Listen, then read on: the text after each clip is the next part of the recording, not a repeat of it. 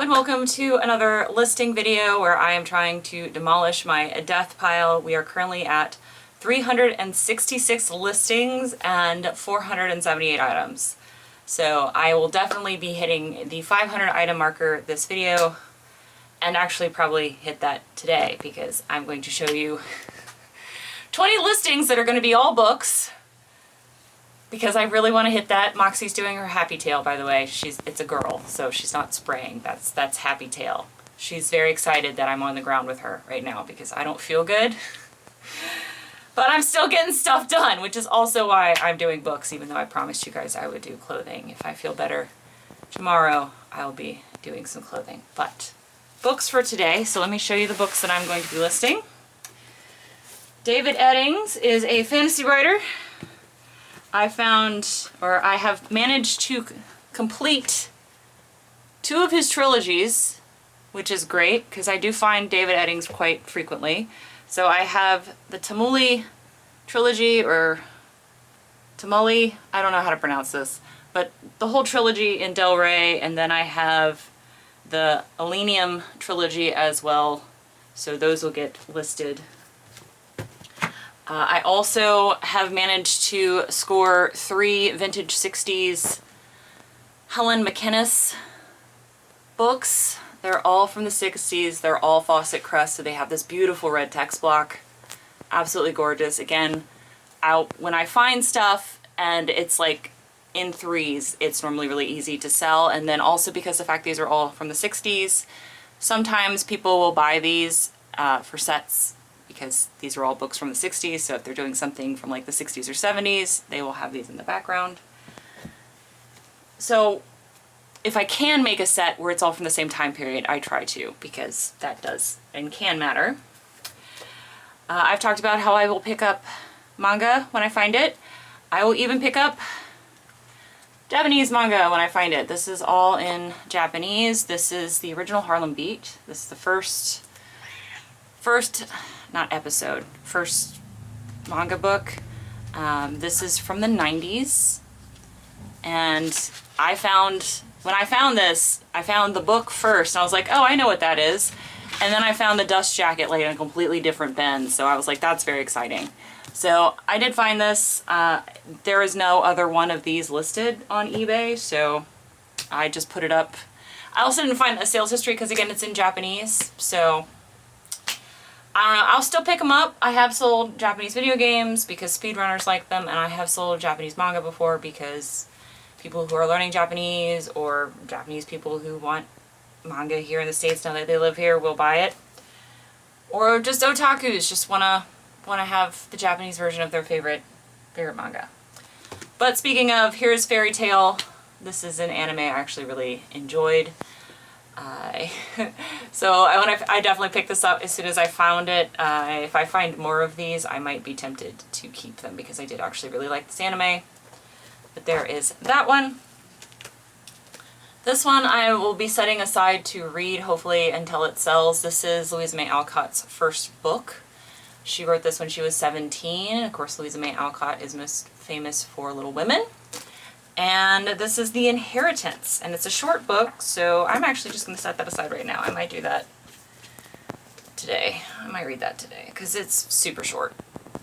You know, she wrote it when she was 17. I have a feeling that I'd probably enjoy that book more than attempting to read Aragon again. My book journal, I have literally bought and sold this so many times at this point. I find them regularly. It's a Barnes & Noble journal. I find them brand new all the time. They have nothing written in them. It is literally just a journal for you to talk about the books you've been reading and to keep track of your TBR. This is up for sale now. Or this will be up for sale now. I have bought and sold that multiple times in the last like 2 years.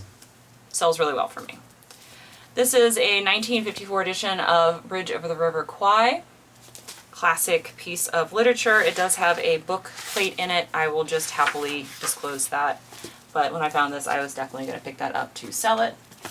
I have a children's book club edition of The Snowstorm by Beryl Nethercliffe. Weekly Read Your Children's Book Club. These permabound hardcovers I will pick up whenever I find them because they are Library quality, so the binding is really solid. It's meant to be handled. It's meant to be read over and over and over again.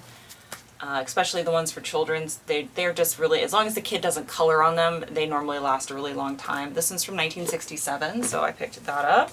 A little cookbook. It says it's an antique cookbook. It's actually not. It's just that all the recipes in here are over 100 years old. I think this actually was printed in 1978. It was. So a 1970s cookbook with all antique recipes. So all of these recipes are from, you know, the 1860s. So like Civil War era food and earlier. There's that. By Honor and Right, How One Man Boldly Defined the Destiny of a Nation. This is by John Jackson. Now, I originally picked this up because you guys know I buy and sell a lot of history books. You know, I've talked about Daniel Abao now several times. I picked this up because it looked interesting and it was in really great shape. And then I just scanned it, and by itself, it was doing pretty well. And then I realized when I looked at it, because I was trying to see when it was published, it's actually signed by the author, so automatically going to pick it up if it's signed by the author, so I thought that was pretty great. It does have a dedication, so it's to John from John Jackson. That doesn't matter. It's signed by the author. That's what's important. Speaking of, here is Grace and Fury by Tracy Banghart. This is part of Owlcrate, which I guess is a book subscription service. It's got a whole bunch of little things. It's got a little note from the Owlcrate person and the bookmark for the book. That really wasn't important to me when I picked it up. What was important is that it's signed by the author. So this is from 2018. It is in like new condition. The person got this, I guess, in that crate and never bothered to read it, which is kind of sad. So, signed YA novel, that's what that is. It's a YA novel where I'm sure she's special somehow. It's a common trope.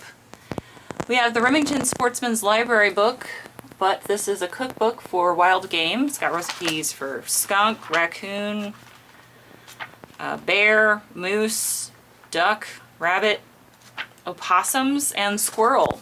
You know, if you can shoot it with a gun and it's out in the wild, the recipe for it is in here. I pick up stuff like that all the time because it does always sell for me. This is Frank G. Slaughter, Constantine, the Miracle of the Flaming Cross. This is a fiction novel, classic fiction novel. This is a book club edition. I think this is from the 50s. I don't remember. 1965. So 1965 book club edition with the original dust jacket. There's Mr. Slaughter himself. Definitely wrote a lot of books. Picking that up. I thought about keeping these, but I am going to sell them. It is a set of Henry David Thoreau books. These originally had a slipcase with them, but this is the complete set. It's just missing the slipcase. It has Walden by Henry David Thoreau, The Maine Woods, A Week on Concord, and Merrimack Rivers by him, so his most well-known works. If you like nature writing or philosophy on living in nature and going back to basics, I highly recommend reading Henry David Thoreau. I need to reread Walden. I think the last time I read that was like when I was 18. So it's been a while, but I thought about keeping these because they're gorgeous and it's a really nice set, but I'm just going to go ahead and sell them because you know what? I'll probably come across them again. Barnes & Noble Classic. This is a children's classic. You know, Treasure Island. I think most people know Treasure Island by Robert Louis Stevenson. It's one of his most well-known works. It's been made into like multiple shows and movies, just like Swift Stanley Robinson. This is a 2001 Barnes & Noble edition. This is one of Daniel Abao's history books from his estate with all of his review notes. So I just disclose everything. I've talked about it before, and I disclose why there's a whole bunch of pencil notes in here because he always wrote his notes in pencil, which thankfully if someone wants to erase them, that is part of history of the book, they can. But yeah, I do think that it helps one to disclose why there are notes and who wrote the notes if it's important, which in this case it is. Also, these are heavy. This is a very beautiful, colorful mid-century set of cookbooks. This also would have had a slipcase with it, but that is long gone. This is from 1968. I think this is the 1970 printing of the 1968 set though. Doesn't matter. Beautiful, the complete set 1 through 5, hardcover. It's got quite the mid-century pictures as well. The Salads one I think is my favorite because their version of salad and our modern version of salad are not the same thing. This is very Midwest salad. Very mid-century salad. Very much salads I will not ever eat. But the set is here. It's gorgeous. It's just missing the slipcase. I just, of course, disclosed that. And that will be a listing. I found that at a yard sale that the boy made us go to. So I found those at a yard sale. So I don't go to yard sales very often, but when I do stop in, sometimes I am able to find stuff. This is a National Geographic magazine from my parents. My parents are currently like cleaning out the family room, and I keep getting boxes of stuff from them, which, Mommy, thank you. I'm not telling you to stop. I'm just saying that it's very funny that I'm trying to get rid of my death pile and my parents are adding to it. But that's okay. If I'm going to have to deal with it eventually anyway, which is a very morbid thought. Anyway, this came from them, and it was worth listing. And it's this alone by itself because it's about the Battle of Midway. It's from 1999. That is worth listing on its own. There is sales record of that specific magazine selling. And then, of course, another cookbook, another vintage cookbook. This is from the 80s. The Wheat Cookery. Of course, now everybody's trying to be gluten-free, including myself, because I'm actually gluten intolerant. I do have the genetic marker for celiacs. The more you know about me. But I really like the way they printed this book. It is a really nice hardcover spiral where the spiral is kind of protected in here. But if you like to bake, if you want to learn how to make stuff with wheat, because it's not just gluten stew. Wow, dip for gluten steak. It literally just is gluten. All the glutens. It's not just, you know, how to bake stuff. It's also, you know, how to thicken up things with flour and wheat. There's this. But we're gonna do a jump cut now. All right, so here are the 20 listings, again, books and book lots. But the exciting thing is I'm pretty sure when I get all these listed, I will be at 500 items, which is amazing.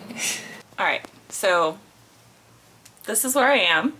As you can see, I have finally hit 500 items, which means that I will be making a repair video soon. So that's me, well, like turning projects into profits, which is where I'm actually gonna like fix a bunch of stuff that's in my death pile because of the fact that it needs something to make it sellable. So that's gonna be a future video that hopefully you guys will be interested in. And because of that, I still wanna list those items that I fix. Moxie is here, as you can tell. What I'm gonna do, and also because this has kind of been a lot for the last couple weeks to do 20 listings a day, so what I'm gonna do is dial it back a little bit to 10 listings a day. Of course, just like previously, if I'm able to do more, I will do more. Just depends on how the day goes and how I'm feeling, and also because we're gonna be getting into a lot more clothing. So like on days where I'm doing books, I'll probably be listing more than 10, but on days I'm doing clothing, like I'm getting to the struggly stuff for the clothing, so I kind of need to, like, for my own mental well-being, dial it back a little bit. Which is what we're doing now. We're doing clothing, and y'all will be very proud of me because it's going to be mostly bottoms. Those that have been here for a while know that pants are the bane of my existence. This is a pair of Beta brand leggings. These actually fit me really well, except for the fact they are too short because I'm a tall lady. So I got these at Diversity. Actually, Addison pointed them out to me. So Addison, thank you very much. Paid $1 for those. So those will go up. Here is a really cute pair of like cottagecore pants. They are so cute. They're green, which obviously is why I picked them up. They're like an extra small. But look at the print on them. They're from like the 80s/90s. They're made in the USA. I just thought these were too cute to end up in a landfill. I got these at the bins like a really long time ago. Actually, I think I got these at FlipCon. I did get these at FlipCon. So that will go on the FlipCon pile. I think I also got these at FlipCon. These are Lee dungarees. These are very vintage. So this is a pair of vintage 90s loose fit carpenter pants in this nice light wash. Still very on trend. Got the nice little wide leg with the carpenter pants. I hope you guys are cool with Moxie's tail just being in frame the whole time. I literally can't do anything about it. I'll put her on the ground. She's just gonna come back up here. Oh, never mind. She did it on her own, which is the only way to get a cat to do anything. This is an Eddie Bauer piece. I picked this up at the bins a long time ago. This is just it's a size medium. I just thought it was nice. I've talked about how I'll pick up Eddie Bauer at the bins because it sells for me. It doesn't sell for a whole lot, but it does consistently sell for me, and that's a really nice piece for the upcoming, well, for the season we're in now. This is gorgeous. I actually paid retail for this at the Goodwill by the outlet. So like there's a retail location and then there's the regular location.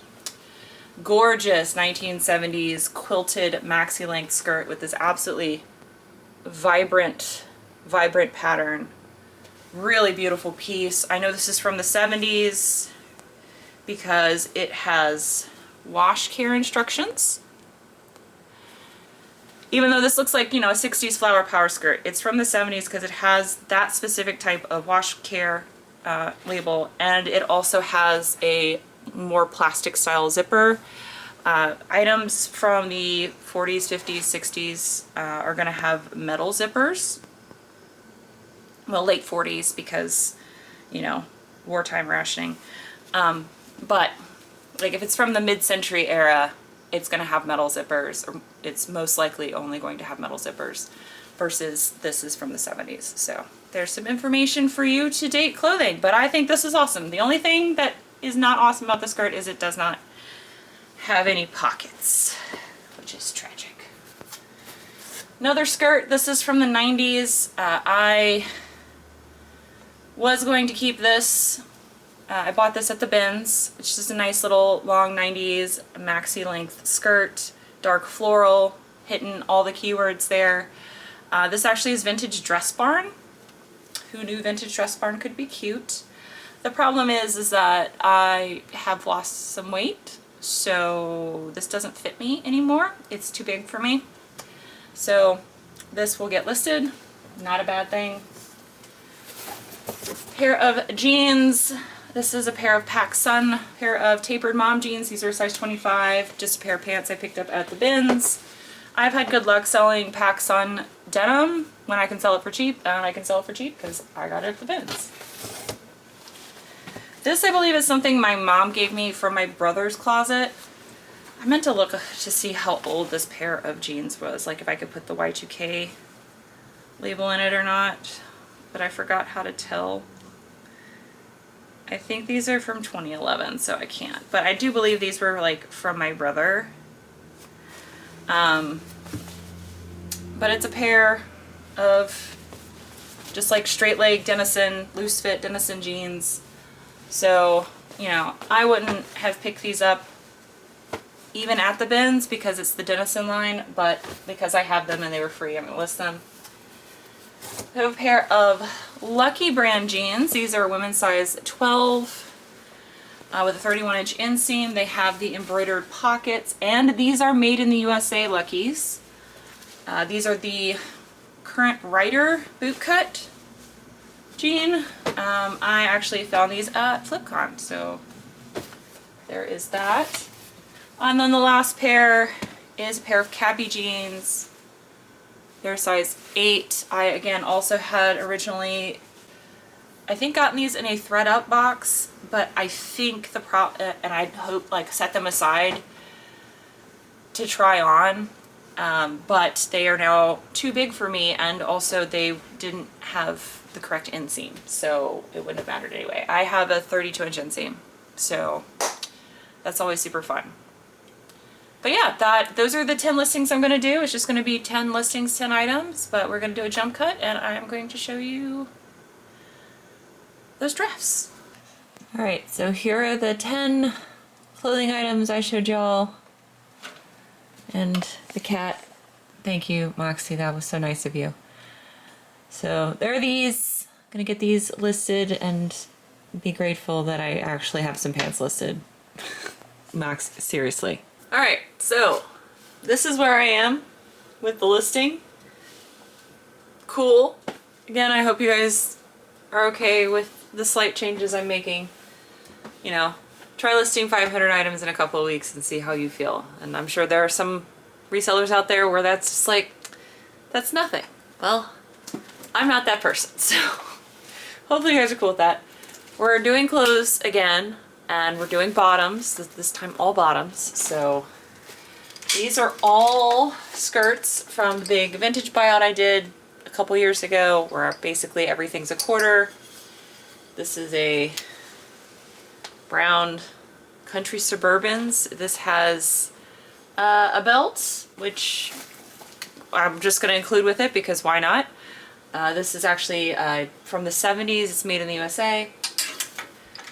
This is a Pendleton skirt. No, this is not a Pendleton skirt. Okay. This next one actually was part of a suit, so it was bottoms to a matching suit.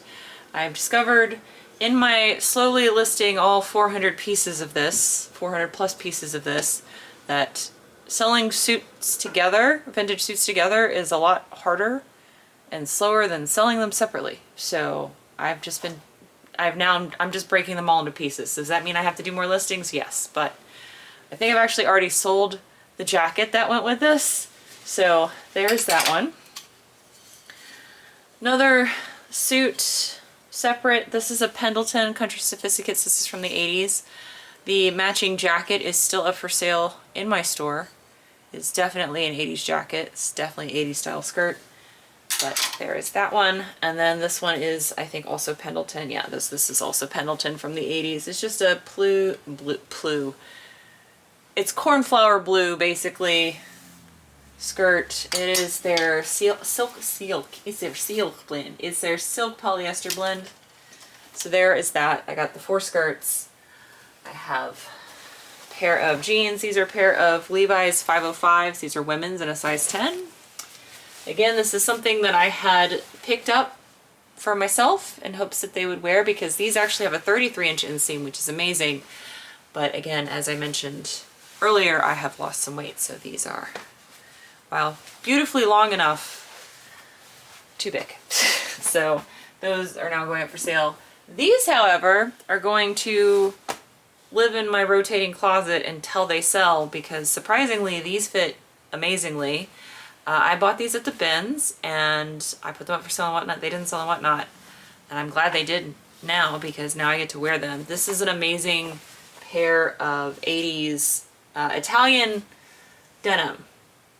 The brand is Ciotti, or I don't know how to say that in Italian, but it looks super weird hanging up, so I actually am gonna have to like tape this. I am also gonna model these because these fit great. Now it looks super weird because they're like definitely from the 80s. They got the high waist with the paneling in the front for tummy control, you know, back before elastic in jeans was a normal thing. And then of course it has the no pockets on the butt, and they make up for the pockets in the butt by putting these weird front pockets here and these contrasting color block front here. So these are like real pockets. They're like legit pockets, but when I have them on, you can't tell there are pockets there. It's weird. Like when there aren't legs there, when thick thighs aren't saving lives, that's what it looks. It just looks weird. But when it's on the body, it looks really cool. So these are actually gonna live in my closet, and hopefully I get to wear them for a while before they sell. But knowing how my luck is, that will not be the case. Cool. This is a pair, again, also from the big buyout. So I have 25 cents into these, just like I have 25 cents in all these skirts, basically. Norton Big Naughton. This is a pair of wool dress pants. These also are a little bit too big for me, and they come with a belt, but the belt really doesn't matter. They're too big for me. I thought about keeping them. They look good on me, and they look like they fit, but if I wasn't wearing a belt, they'd not fit properly. Another pair of wool pants. This lady was a lady after my own heart, which is why I bought so much of her stuff, is because pretty much, well, that's not true. It seemed like all of her tops were polyester, but all of her like clothes, like the jackets, skirts, pants, all of like the outerwear was all natural fibers. This is a pair of Pendleton wool pants in just a nice navy. A pair of vintage Levi's. Very vintagey Levi's. Now these ones say they are 34, 32s. They are more like a 32, 32. There is the tag. I couldn't find this tag earlier. These are made in the USA. Definitely very vintage Levi's here. But pair of men's Levi's. Definitely make sure I remember where that tag is, because normally the vintage Levi's that are made in the USA, their paper tags are like in the zipper thing, which is where I was looking for it, and not on the weird side there, but that's okay. Now I know where it is. And then another pair of pants that I picked up at the bins. This is a pair of Abercrombie and Fitch extra small YSL pants with the paper bag waist with the tie. I wish these were in my size, because I would probably keep them because they look super cozy and comfy and lightweight and nice. And that is the 10 listings I'm going to do for today. So we're going to go to a jump cut and I'm going to show you the drafts, and yeah, I'm going to go do that now and then put those pants in my closet because I really like them. Again, hopefully I get to wear them some before they sell, but I'll see you guys in a second. All right. Here we go, we got 10. There are the skirts, there are the pants, there's my butt, there's the cat. So let me get these listed. All right, so this is where I am. I am gonna do some books today to get some like more items up. I'm still only gonna do 10 listings because I don't feel that good. So it's still gonna be hopefully interesting for y'all. Let me show you what I'm going to be listing today. So these are Guidepost books. So Guideposts is a religious publication. They make cozy mysteries. These don't have ISBN barcodes at all, UPC barcodes, because they're not for sale to the general public. Moxie, please don't knock the camera over. I don't know exactly why these don't have ISBN numbers or how they get away with that, other than it's a faith thing. But I pick these up whenever I find them because they have sold well for me in the past. This is just the Savannah Secrets, and I have 3 of them, so that's exciting. Normally I just hold on to them until I get at least 3 of them that match, and then I sell them. But I have like multiple listings at this point up in my eBay store, so of different sets of them, but they sell for me. The next 3 are all items I put up on Whatnot. They didn't sell on Whatnot, but that is because of the fact that they're kind of like more romance than fantasy and science fiction. It's Spell of the Highlander, a very sexy cover there, and a hardcover. Kristen Feehan, most well known for her dark romances. I think this is the vampire series that she has. And then Kim Harrison, The Undead Pool. All 3 of these are more romance with like a dark fantasy element to them. So there is that. C.S. Lewis in a Time of War. This is the novelization, or should not necessarily novelization. This is the publication of the talks that he did during World War II. And this eventually became the impetus for C.S. Lewis to write Mere Christianity, which is his treatise on faith, because he was religious. So this is just, I guess, a transcription of the broadcast he did during the Second World War. I pick up C.S. Lewis whenever I find them because it sells for me. These are some astrology books. So this is Astrology Alive. This is kind of like trying to make astrology sciencey. And then the Book of Pluto by Stephen Forrest. I've talked about how occult books, astrology books, some of them can be valuable. Those ones are decent, like $15 to $20. So there's those. My mom also recently, my mom and my dad are going through stuff, and they gifted me a bunch of things despite me trying to get rid of stuff. Again, mommy, I'm just saying that. You're fine. And it's a bunch of these puzzles, these wooden puzzles. I'm guessing that they were bought because my brother liked them and then he just never built them. I'm not sure. This is IQ Assembly Products is the name of the company. But they're 3D puzzles that you can put together without any glue, and they're made out of wood. These are both the same, so it's just one listing, but it is the Leonthal. It's an airplane. So this is from the airplane series. I have a bunch of bugs as well. So these are the bugs. So I'm just making one listing and then doing a variation listing for these. So I have a mantis, a honeybee, an ant, and 2 butterflies. Kind of like just a fun project you could do with your kids or do for yourself because, you know, you like dinosaurs. This one's the dinosaur one. This is the Strachosaurus, which kind of looks like a Triceratops but is not one. I'm going to butcher these names. Parasaurolophus. I'm sorry, it's been a while since I've known how to pronounce these. The Loch Ness Monster. It's not what it's called, it's a Peleosaurus. But it looks like the Loch Ness Monster. Brontosaurus. Easy one. Tyrannosaurus. Also super easy one. This one's the Triceratops. We have the Dimetron. Pteranodon. Stegosaurus.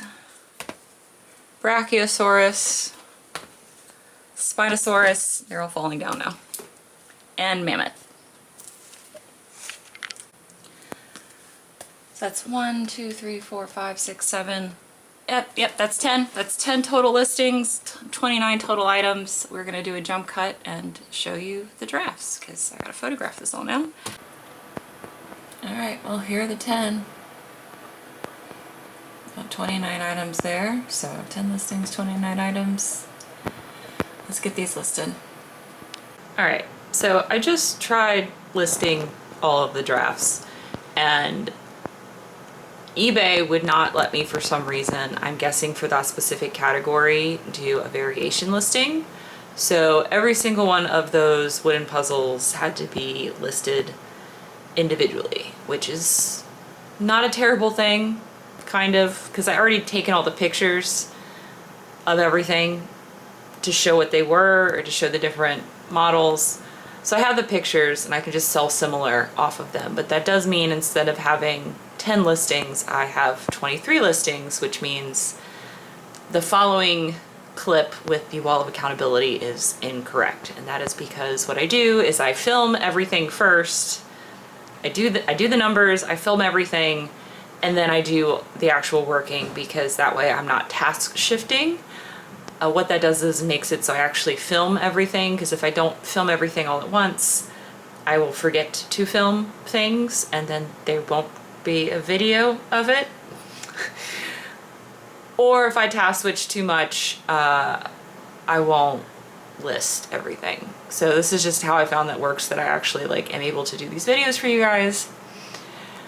But what that does mean, as I said, is that the wall of accountability will be incorrect in the next clip. It will be more listings. So instead of 416 listings, which is what Future Bob will say, it will be 429 listings, which is great. That means I'm even close to that 500 mark. So hopefully you guys are cool with this and understand and my explanation works, and I appreciate you guys watching this video. And why am I zooming in? Can y'all tell I'm tired? Okay, that was not on purpose. Alright, I'm now bright red. I'm sorry guys. We're jump cutting now. Okay, welcome to the wall of accountability. So this is where we are. This is where we finished. That's what we just did. So total of 416 listings, 559 items. So that means the next video in this will be the turning projects into profits. So hopefully you guys will enjoy that. I'll be answering questions if you have any for me while I try to fix things.